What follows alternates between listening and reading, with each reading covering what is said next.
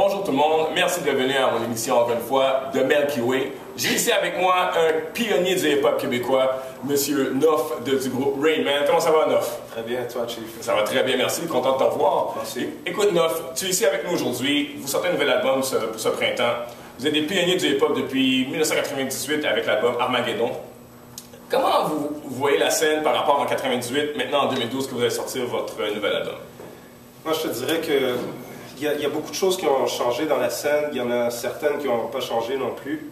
Tu sais, par rapport à 98, il y a beaucoup, je te dirais, plus d'artistes. La compétition est un peu plus féroce maintenant avec toute l'émergence Internet, du web, tout ça. Ouais. Donc, la scène est un peu saturée en ce moment, je te dirais. Bien sûr, parce qu'on se souvient dans le temps, quand c'est sorti en 98, il y avait des groupes comme Mosaïen, Sans Pression, les gros noms qu'on n'a pas encore, qui ont marqué un peu la scène québécoise ici.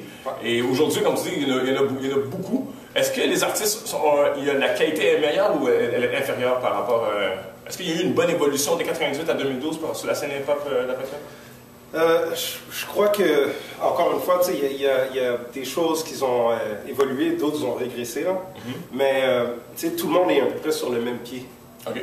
C'est ce que le web fait, justement. Tout le monde est à peu près égal. Oui, il y a des vues, il y a des nombres d'albums, il y a des nombres d'années d'expérience et tout ça.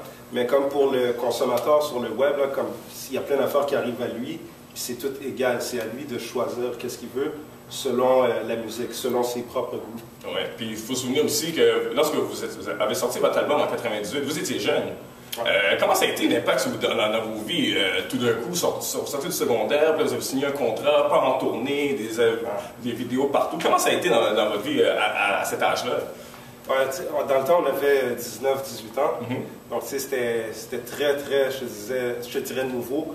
On ne savait même pas c'était quoi un gérant d'artiste. Donc, nous, tout ce qui nous intéressait, c'était vraiment comme écrire des paroles sur de la musique, tout simplement. C'était aussi simple que ça. On s'amusait, puis je te dirais même qu'on n'était pas conscient de ce qu'on faisait trop. On était à une place, c'était vraiment le moment présent. Là. Puis c'était très bien comme ça. Maintenant, on est beaucoup plus conscient de ce qu'on fait. On est là, puis on veut vraiment que notre musique se rende le plus loin possible. Donc, je pense que s'il y a des choses très intéressantes qui s'annoncent pour nous. Ouais, et surtout avec l'album Armageddon, je me rappelle moi-même, lorsque c'est sorti, ça a été un impact immense. Encore aujourd'hui, là, je me promène dans des spectacles, je vais voir la scène un peu, on en parle encore. Rain Man, le premier album, c'est encore établi comme un classique. Comment, avec le nouvel album, vous allez ramener cette énergie-là, ramener cette ambiance du premier album? Je te dirais que c'est un défi.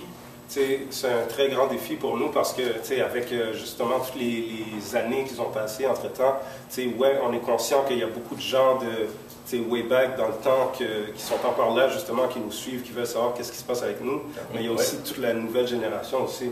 Donc, c'est vraiment un très grand défi d'avoir le même impact. Puis on pousse très fort dans cette direction-là. On suit qu'est-ce qui se fait de nos jours.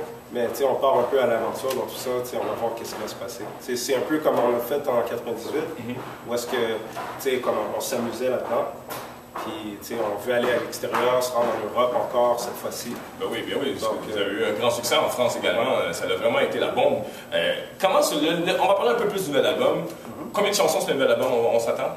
Il va en avoir 15. 15 nouvelles chansons? Ouais. Et pour avoir les chansons elles-mêmes, l'album, quel est l'effet que vous espérez en tant que tel? Qu'est-ce que vous attendez avec cet album-là? C'est reprendre, parce que vous avez une crédibilité, votre nom est là. Est-ce que c'est pour reprendre la crédibilité, l'évolution, montrer qu'est-ce qui reste à venir? Ouais. Ben, avec le titre d'album, comme si c'était hier, qu'est-ce qu'on veut faire, justement, c'est ramener un peu le passé aujourd'hui, mais aussi montrer, dans un autre angle, montrer que aujourd'hui, justement, ça ressemble beaucoup à hier. Ouais. C'est un peu... c'est un paradigme. Une évolution, là, je comprends. Ouais, c'est une évolution, mais en même temps, montrer que rien n'a changé tant que ça non plus. Puis, d'après le contenu, on s'attend à quel type d'album? Un peu plus commercial, un peu plus underground? Est-ce qu'il y a des collaborations sur le... Je te dirais que le mot parfait, c'est, je te dirais, non catégorisable, mais quand même accessible. OK. C'est difficile à dire si c'est underground ou commercial. C'est de la musique que je crois que tout le monde peut écouter. c'est des paroles très profondes, quand même. Oui.